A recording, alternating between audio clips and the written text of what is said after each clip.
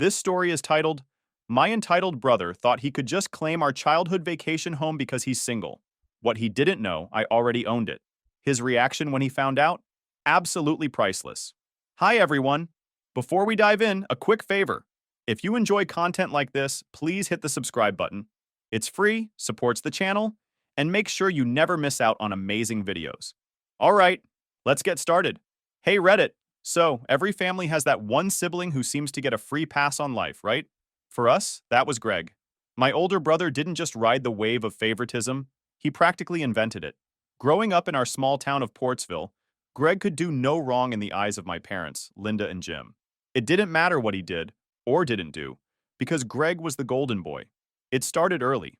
When we were kids, Greg was always the loudest, flashiest, and most demanding person in the room. He had a knack for getting exactly what he wanted. I used to think it was just because he was older or more outgoing, but as I got older, I realized it was something else. Greg knew how to manipulate people, especially our parents. Take school, for example. Greg struggled in every subject, but instead of letting him face the consequences, my parents would jump in to save the day. Failing a math test, private tutoring. Forgetting a big project, Mom would stay up all night helping him throw something together. Meanwhile, I was on my own. If I needed help, the response was always, "You're smart, Mike. You'll figure it out." And I did figure it out, because I had to. But it was hard not to notice the double standard. Greg's failures were met with sympathy and support, while my successes were brushed aside like they were expected. I remember one time in middle school when I got a perfect score on my science fair project. My dad's response? "Good job, Mike. Now help Greg with his homework." By the time we hit our teens, Greg's golden boy treatment went from annoying to outright infuriating. He got his first car at 16, a shiny secondhand Jeep that Dad spent months fixing up for him. I still remember how proud Dad was, showing off all the work he'd done under the hood. Greg, of course, barely said thank you. He just took the keys and drove off to hang out with his friends. When I turned 16, I didn't get a car. Instead, I got Greg's old bike and a lecture about the value of hard work. "You'll appreciate it more if you save up for it yourself," Dad said. Sure, that's a fair lesson, but why didn't it apply to Greg? Greg also had this way of turning every situation to his advantage, no matter how ridiculous it was. One summer, our neighbor Mrs. Andrews paid me to mow her lawn while she was recovering from surgery. It was hard work, but I didn't mind because it gave me some extra cash. Greg found out and decided he wanted in, except he didn't actually want to mow the lawn. He just wanted half the money. "Come on, Mike," he said, leaning against the fence while I sweated through the 90-degree heat. "We're brothers. You should share." When I told him to get lost, he went to Mom and spun some sob story about how I wasn't being a team player. Next thing I knew, Mom was telling me I had to split the money with Greg because it's only fair. Greg didn't lift a finger, but he walked away with half my earnings. As we got older, Greg's entitlement didn't fade. It grew. While I was busy studying, working part-time jobs, and trying to build a future for myself, Greg floated through life with no real direction. He tried college for a semester, but dropped out because, as he put it, "the professors just don't get me." After that, he bounced from one job to another, never sticking with anything for long. Meanwhile, my parents continued to make excuses for him. "He just needs time to figure things out," Mom would say, as if Greg wasn't already 25 and living rent-free in their basement. Dad wasn't any better. He'd defend Greg to anyone who dared criticize him, saying, "At least he's here?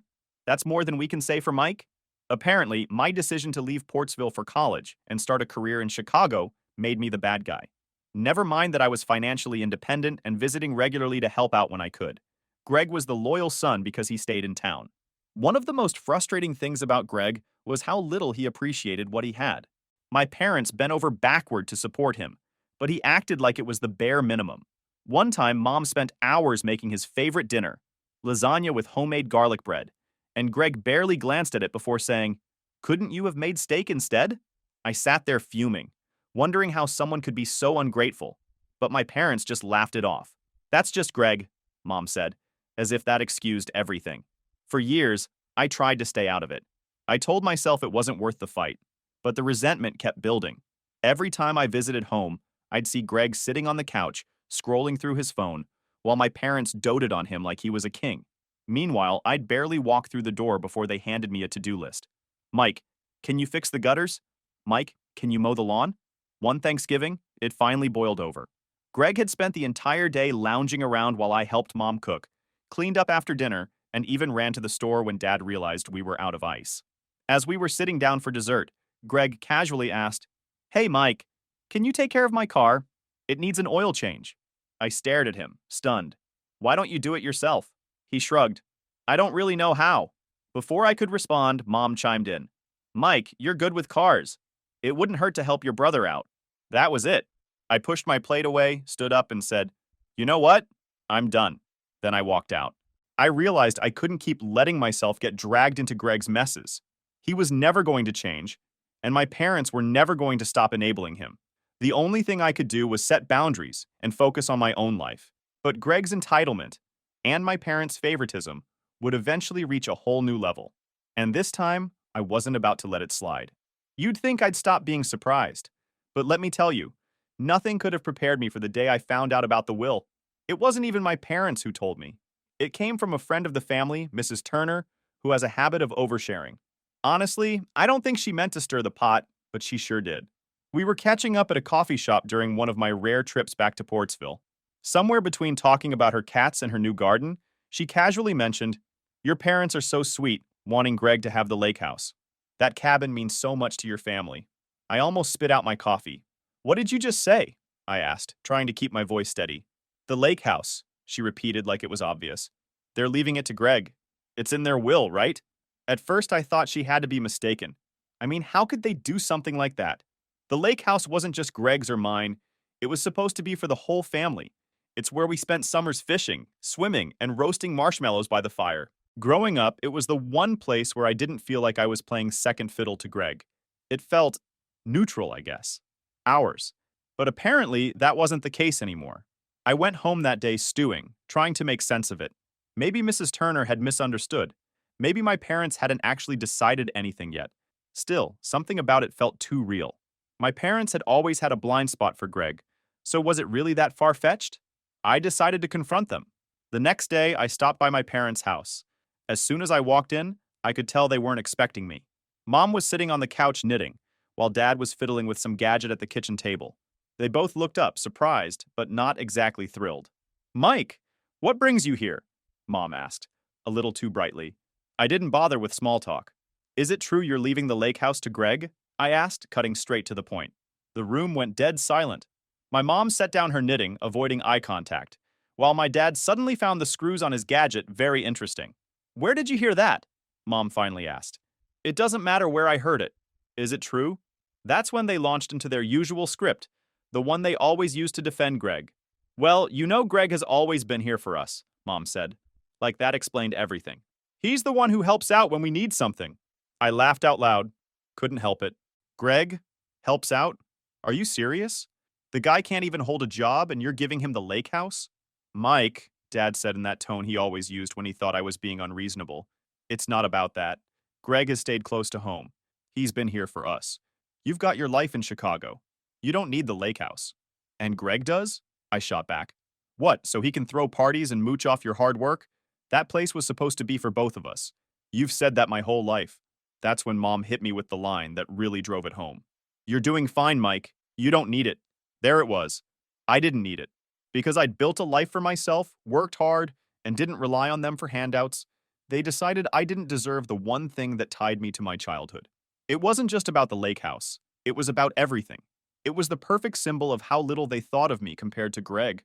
"Wow," I said, shaking my head. "I always knew you favored Greg, but this is a whole new level." "Oh, don't be dramatic," Mom said, waving her hand like I was some teenager throwing a tantrum. "We're just trying to do what's fair." Fair! I couldn't believe what I was hearing. How is it fair to give Greg everything while I get nothing? "That's not true," Dad interjected. "We're not giving him everything. You'll get your share of the inheritance." The inheritance. Great. So while Greg gets the house, I'm supposed to be grateful for whatever leftover cash they decide to toss my way. It wasn't about the money. It never was. It was about principle, about feeling like I actually mattered in this family. I left before the conversation could get any worse. On the drive back to my place, I couldn't stop replaying the whole thing in my head. The way they dismissed my feelings, how quickly they jumped to defend Greg. It was infuriating, but it also wasn't surprising. This was just who they were. Part of me wondered if I was overreacting, but deep down, I knew I wasn't. If the roles were reversed, If I were the one struggling and Greg were the successful, independent one, would they still have made the same choice? I doubted it. After a few days, I decided to vent about it to my friend Sean, who's known me since college. He wasn't surprised either. They've always played favorites, man, he said when I told him the story. But you've got to ask yourself, why do you even care? You don't need their stupid lake house. You're better off without it. He was right, of course. I didn't need it. But it was about what it represented. Years of being overlooked, of working twice as hard for half the recognition, of being told that my successes didn't count because I was fine. It's not about needing it, I told him. It's about what's fair. And this? This isn't fair. For a while, I tried to just move on. I told myself it wasn't worth the fight. But every time I thought about the lake house, about Greg sitting there on the porch, acting like he earned it, I couldn't let it go. My parents had spent years enabling him, making excuses for him, and now they were rewarding him for it. I wasn't just angry at Greg, I was angry at them too. They'd always treated me like the backup plan, the reliable one who didn't need their support. And now, when it came time to make a decision that actually mattered, they'd chosen Greg. Again. After months of silence, my parents finally decided to reach out. I'd gone no contact after the lake house fiasco because, honestly, I'd had enough. I was tired of being the overlooked son, the one they only called when they needed something fixed or a favor done. So, when I started getting those emails and voicemails, I knew something was up. They didn't reach out to me unless they needed something. The first message came from Mom, a short, overly casual email with no specifics. Hi, Mike. Hope you're doing well. Things have been a little hard lately, and we miss hearing from you. Let's catch up soon. It was vague enough to make me suspicious, so I ignored it. Next came a voicemail from Dad. His tone was softer than usual, almost rehearsed. Hey, Mike, it's your dad. Just wanted to see how you've been. It's been a while since we talked, and we'd really like to see you. Family's important, you know. Give us a call when you can. Still, I let it go. I wasn't about to play into their guilt trips, especially not after everything that had gone down. I knew them well enough to know this wasn't about family. They weren't reaching out because they missed me. They were reaching out because something had gone wrong, and they needed my help. Sure enough, the next email from Mom gave it away. This time, she dropped the pretense and got straight to the point. She talked about how my dad's investments hadn't been doing well and how they were struggling to keep up with their expenses. It's been a tough year for us financially, she wrote, adding that Greg was trying his best, but couldn't do much to help. I had to laugh at that. Greg's best had always been the bare minimum, and even that was a stretch. Now, when they were in trouble, they were realizing the hard way that their golden boy wasn't going to save the day. Mom's email didn't outright ask for money, but it might as well have. She hinted at how they'd always supported me and how family sticks together in tough times. The tone was so manipulative it made my stomach turn. I decided to call her and get straight to the bottom of things. When I got her on the phone, she acted surprised, like she hadn't been flooding my inbox and voicemail. "Oh, Mike, it's so good to hear from you," she said, her voice all cheery. I wasn't in the mood for small talk. "What's going on, Mom?" I asked bluntly. "Why all the sudden interest in reconnecting?" She hesitated, but I could hear her scrambling to find the right words. "Well, Mike, you know your dad's investments haven't been doing well," she started. "And, well, things have been tight lately. We've been talking about making some changes." "Changes like what?" I asked, already knowing where this was headed. "Like downsizing," she admitted. "We're also thinking about selling the lake house, and maybe get some help from you." I paused, letting her words sink in. The same lake house they'd promised Greg. The one they'd effectively told me I wasn't worthy of. And now, suddenly, it was on the chopping block because they were in financial trouble? It was almost too much to believe. "What does Greg think about that?" I asked, keeping my tone neutral. "Oh, well, you know Greg," she said, trying to sound lighthearted. "He's not thrilled, but he understands." I seriously doubted that. Greg had been banking on that house being his someday. It wasn't hard to imagine him throwing a fit behind the scenes, but clearly, my parents weren't about to hold him accountable. That was nothing new. "So, let me get this straight," I said. "You're struggling because of Dad's bad investments, Greg's still not helping, and now you're selling the house you told him he'd get in your will?" "Mike, it's not as simple as that," she replied, her voice tinged with defensiveness. "We're just trying to do what's best for everyone." "Best for everyone," I repeated, barely able to keep the sarcasm out of my voice. "Right. And I assume everyone includes Greg?" "That's not fair," she said quickly. "We've always tried to do what's best for the family." I almost laughed out loud. Their idea of What's best had always been skewed in Greg's favor. And this was no different. It didn't matter how much trouble he caused or how little he contributed. They'd always find a way to justify it. I let her ramble on for a while, throwing in phrases like, family comes first, and we're all in this together. But I didn't say much. I could tell she was fishing for me to offer help without outright asking for it, but I wasn't about to make it that easy. After a few minutes, I told her I needed to think about everything and hung up. Over the next few days, I kept replaying the conversation in my head. I wasn't surprised they were in financial trouble. Enabling Greg for years had to take a toll. But it still irritated me that they were turning to me for help. I wasn't their safety net, and I wasn't about to let them guilt me into fixing their mess. That said, I couldn't stop thinking about the lake house. For years, they'd treated it like Greg's birthright, something he deserved simply because he'd stuck around. Now, the thought of him losing it, of them losing it, almost felt like poetic justice. They'd spent years prioritizing Greg, and now they were paying the price. I talked it over with a couple of friends, hoping they'd give me some clarity. My friend Sean was blunt as always. Dude, they made their bed. Let them lie in it. You don't owe them anything. Another friend, Liz, was more sympathetic, but agreed. It's not your responsibility to bail them out, Mike. If Greg's their golden boy, let him figure it out. They were right, of course. I didn't owe them anything. Still, something about the situation kept gnawing at me. Not because I felt guilty, far from it, but because I hated the idea of Greg somehow worming his way out of this mess unscathed. I didn't have a solution yet, but I knew one thing for sure. Whatever came next, it wasn't going to be on their terms. So, after weeks of letting them stew, I decided to deal with my parents on my terms. I wasn't doing it out of some sense of obligation or guilt. No, those feelings were long gone. This was purely strategic. I wanted to see how bad things really were and figure out if there was an angle I could play. So, I called my mom back. When she picked up, she sounded overly chipper, like she'd been waiting by the phone. Mike! Oh, it's so good to hear from you. How have you been? I'm fine, Mom, I said, keeping it short. Listen, I've been thinking about what you said about the lake house. Can we talk about that? She hesitated, but only for a moment.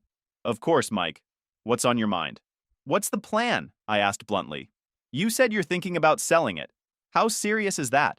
She launched into a whole spiel about how hard things had been and how selling the house would ease some of the financial burden. Finally, I said, all right, I have an idea. There was a pause. Oh? She said cautiously. I'll buy the house, I said. Straight up. No loans, no delays. I'll pay cash. The silence on the other end was deafening. For a moment, I thought the call had dropped, but then I heard her awkward little laugh. Oh, Mike, that's very generous, but we couldn't possibly. I'm not being generous, I cut in. It's a fair deal. You need the money, and I want the house. Simple as that. But Mike, she started. Greg doesn't own the house, I said firmly. You and Dad do, and if you're selling it, I'm buying it. If Greg has a problem with that, he can take it up with you. She stammered something about needing to talk to Dad, but I could tell she was caught off guard. This wasn't how she expected the conversation to go. I told her to think it over and let me know, then hung up before she could come up with more excuses. Later that day, Dad called me. He tried to sound authoritative, but it came off as defensive. Your mom mentioned your offer, he said. It's unexpected. Is it a problem? I asked. Because if you'd rather sell it to someone else, that's fine. Just say the word. No, he said quickly. It's not that. It's just complicated. Complicated how? I pressed. Well, Greg's always thought of the lake house as his future home, he said, like that was supposed to mean something. We don't want to hurt his feelings. I almost laughed. His feelings? Dad, this is a financial decision. You're not doing him any favors by letting him think he's entitled to a house you can't afford to keep. There was a long pause. Finally, he sighed. You're right, it's not easy, Mike. Nothing about this is easy, I said. But you need the money, and I'm offering you a solution. If you've got a better idea, I'm all ears. A week later, they called me back to say they'd accept my offer. I could tell they weren't thrilled about it, but they were out of options. My mom tried to spin it as a win-win. It's good to keep the house in the family, she said, as if that had been their plan all along. I wasn't about to let her rewrite history, but I didn't argue. At this point, I just wanted to get the deal done. We agreed on a fair market price, and I told them I'd handle all the paperwork to make it as easy as possible. They still looked for ways to drag their feet, but within a month, the house was mine. Once the sale was final, I drove up to the lake house to check it out. Walking through the place felt surreal. It had been years since I'd been there, but everything looked almost exactly the same. The worn-out sofa in the living room, the creaky dining table, the mismatched curtains, all of it brought back memories of summers spent swimming in the lake and roasting marshmallows by the fire pit. But those memories were bittersweet now. This house had been a symbol of family once, a neutral space where I felt like I mattered just as much as Greg. Over time, it had become something else. A trophy my parents had dangled in front of him, a reward for years of doing nothing. Now it was mine. After going through the place, I decided to make a few updates. The kitchen appliances were ancient, the floors needed some love, and the deck was practically falling apart. I wasn't planning to live there, but I wanted to make it nice again, something I could be proud of. Over the next few weeks, I worked with contractors to get the place fixed up. During that time, I heard nothing from Greg. Part of me wondered if my parents had told him about the sale, or if they were still trying to find a way to spin it. Knowing them, they were probably trying to soften the blow, hoping he wouldn't throw one of his tantrums. Meanwhile, I stayed focused on the renovations. It felt good to pour my energy into something tangible, something that was mine. I wasn't just fixing up the house, I was reclaiming it. This was no longer the place where Greg got all the attention while I faded into the background. This was my space now, and I was determined to make it better than it had ever been. I kept the neighbors in the loop about the changes, and they were surprisingly supportive. A few of them even offered to help with little projects, which was a nice reminder that not everyone in Portsville saw me as the other son. They were genuinely excited to see the house getting the care it deserved. By the time the renovations were done, the place looked amazing. The kitchen had sleek new countertops, the floors were polished to perfection, and the deck was finally sturdy enough to hold more than a couple of lawn chairs. I felt a sense of accomplishment I hadn't felt in years. But even as I admired the finished product, I knew the real satisfaction would come later, when Greg found out what had happened. After years of watching him coast through life, it was finally time for him to face reality. It started with a phone call from one of the neighbors, Mrs. Collier, who lived down the road from the lake house. She's known our family for years and has always been a bit of a gossip, so when her number popped up on my phone, I hesitated before answering. "Mike, hi," she started, a little too cheerily. "I just wanted to let you know. I saw Greg over at the house earlier. Is everything all right?" I froze. "Greg was at the lake house?" I asked, trying to keep my tone neutral. "Yes, he was moving boxes in," she said matter-of-factly. "I thought you'd asked him to stay there for a while, but something about it seemed off." Off? That was an understatement. I thanked Mrs. Collier and hung up, my mind racing. Greg moving into the house, my house, without so much as a heads up wasn't just bold. It was straight up ridiculous. I jumped in my car and drove straight to the lake house, fuming the entire way. When I arrived, sure enough, there was Greg's beat-up car in the driveway, alongside a stack of boxes sitting on the porch. I walked up and let myself in, and there he was, casually rearranging furniture like he was redecorating his palace. "What the hell are you doing?" I asked, my voice sharp enough to make him turn around. Greg didn't even look surprised to see me. If anything, he seemed annoyed. "Oh, hey, Mike," he said, as if this was just a normal visit. "Figured you'd stop by eventually." "Eventually? Greg, this isn't your house. What are you doing here?" I demanded. He shrugged as if the answer was obvious. "Mom and Dad are downsizing, and they have no place for me in the apartment they've just rented. So I thought I'd move in here since it's eventually going to be my house. Makes sense, right?" I stared at him, stunned. "Greg, are you serious right now? I bought this house. It's not Mom and Dad's anymore. It's mine." He blinked, like the words didn't quite register. "What do you mean it's yours?" "I mean, I bought it. Months ago. It's legally mine, so you need to leave. Now." Greg let out a laugh, but it sounded forced. "Yeah, okay, Mike. Very funny. I'm not joking," I said, crossing my arms. "Check the deed if you don't believe me." The smug grin on his face faltered as the reality of the situation started to sink in. "You bought the house?"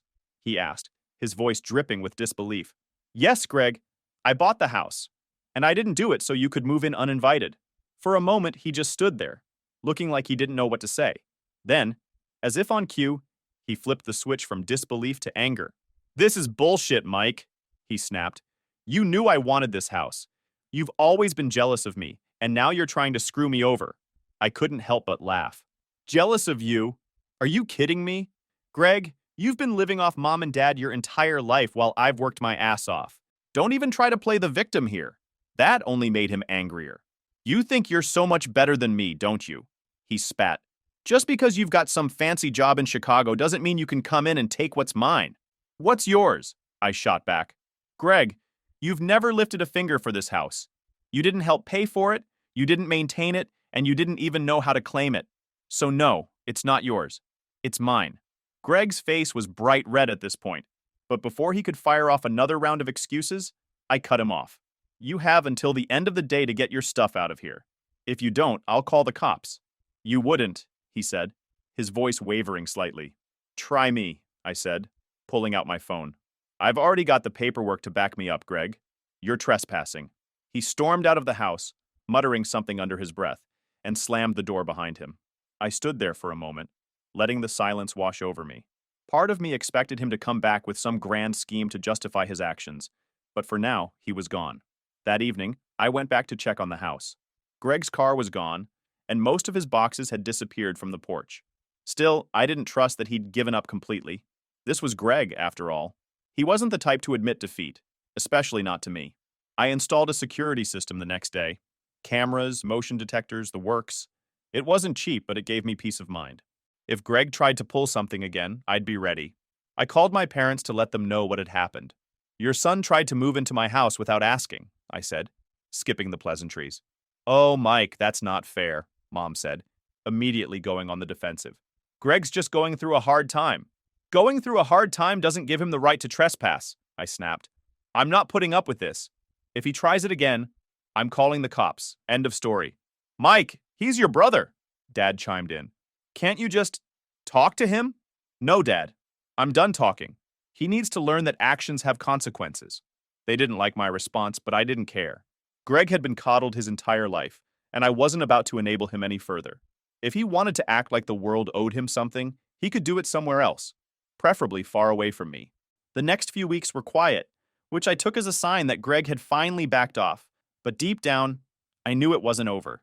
Greg had always been stubborn, and this situation was no different. He wasn't going to let this go without a fight. But whatever he had planned next, I was ready. I got a call one evening from a neighbor near the lake house, Mr. Carpenter. He's one of those old-timers who's been living in the area forever and knows everything about everyone. Mike, he said, his voice a mix of concern and disbelief. Did you know someone's been sneaking around your property? That immediately caught my attention. What do you mean, sneaking around? Well, he started, I've seen Greg there a few times this week. He was poking around the backyard, checking the doors. Looked like he was planning something. This wasn't the first time Greg had tried to cross a line, so I wasn't shocked. Annoyed, sure, but not shocked. Thanks for the heads up, I told Mr. Carpenter. I'll take care of it. As soon as I hung up, I logged into the security system I'd installed. Sure enough, there he was. The footage showed Greg pacing around the backyard, looking frustrated and defeated. It didn't look like he'd tried to break in, but he was clearly scheming. Instead of confronting him right away, I decided to play it smart. I wanted him to know that I wasn't bluffing when I said the house was off limits. The next morning, I made a quick call to the local police station, explaining the situation. They assured me they'd do a few drive-bys in the area to keep an eye on things. It was a small move, but it gave me some peace of mind. A few days later, I got the notification I'd been waiting for. Greg was back, and this time, he wasn't alone. He'd brought a couple of his friends with him, and they were carrying boxes like they were about to move in. I couldn't believe it. Did he really think he could just show up with backup and claim the house? I didn't waste any time.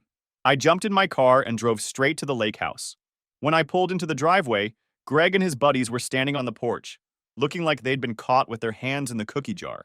What the hell are you doing, Greg? I asked, stepping out of the car. He crossed his arms, trying to look confident. We're moving in, he said, as if it was the most natural thing in the world. I couldn't help but laugh. You're what?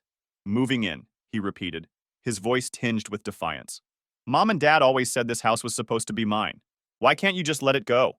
Greg, I said, shaking my head. Legally, it's mine. You can't just show up with your buddies and decide to take it over. He scoffed. Oh, come on. You don't even need it. You're just doing this to spite me. Let me make this very clear, I said, stepping closer. If you don't leave right now, I'm calling the cops.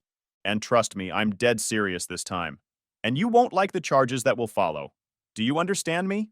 One of Greg's friends muttered something about not wanting to get involved, and the other started edging toward the car. Greg said, his voice shaky but defiant, You wouldn't call the cops on your own brother. Oh, I absolutely would, I said, pulling out my phone. And if you think I'm bluffing, stick around and find out. That was the final straw for his friends, who practically sprinted to the car. Greg stood there for another few seconds, looking like he couldn't believe what was happening. Finally, he grabbed his box and stormed off, muttering something about how I'd always been selfish. I didn't even bother responding. Once they were gone, I took a deep breath and walked inside. The place was untouched, thankfully, but I was still fuming. Greg's audacity never failed to amaze me. He truly believed that just showing up and claiming the house would somehow make it his. The next day, I decided to send a message loud and clear. I contacted my lawyer and had him draft a formal cease and desist letter to Greg. It outlined everything in plain terms. The house was mine, he was not welcome without my explicit permission, and any further attempts to enter the property would result in legal action. I mailed it directly to him and made sure it was certified, so I'd have proof he received it. A few days later, I got a text from my mom. It was classic Linda, vague, guilt-trippy, and full of excuses for Greg. Mike, don't you think you're being a little harsh on your brother? I didn't even bother replying. At this point, I'd stopped caring what my parents thought. They'd spent years enabling Greg's behavior, and now they were reaping what they'd sown. If they wanted to bail him out again, that was on them. But I wasn't going to be part of it. Since then, things have been quiet. Greg hasn't tried to come back, and my parents have stopped pestering me. At least for now. The lake house is finally mine. No strings attached. I've rented it out to a lovely couple who take great care of the place, and it's become a nice little source of passive income. I'm glad I stood my ground. I drew the line. I didn't let their guilt trips, excuses, or manipulations sway me. And in the end, I came out on top. Greg might still think the world owes him something, but he's finally learning the hard way that entitlement doesn't mean ownership. As for me, I'm just enjoying the peace and quiet, knowing that I didn't let him or anyone else take advantage of me this time.